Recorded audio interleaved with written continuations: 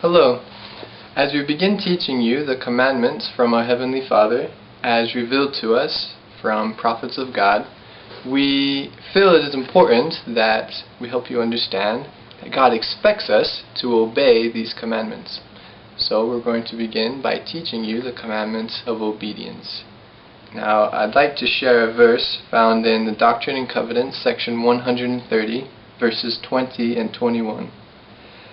There is a law irrevocably decreed in heaven for the foundations of this world, upon which all blessings are predicated. And when we obtain any blessing from God, it is by obedience to that law upon which it is predicated.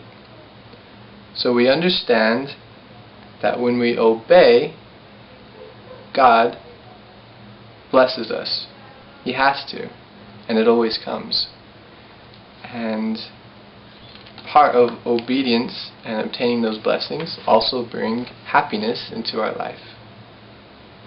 Thank you, and that's something that we've tried to say in the lessons that we've already taught 1 through 3. That that God doesn't arbitrarily give us restrictions, and that His commandments are not things that are just important to Him, but that matter little to us. They're given to us as a way of guiding us to be happy.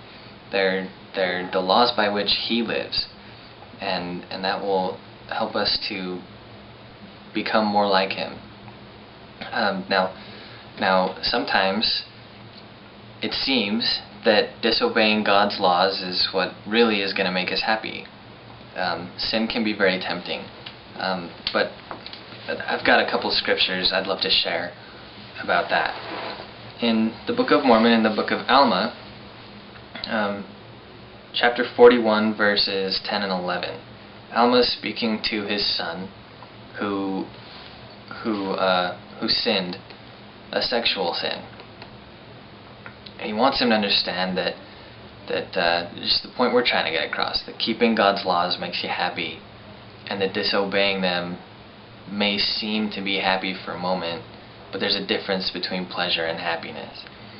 He says, "Behold, I say unto you, wickedness never was happiness.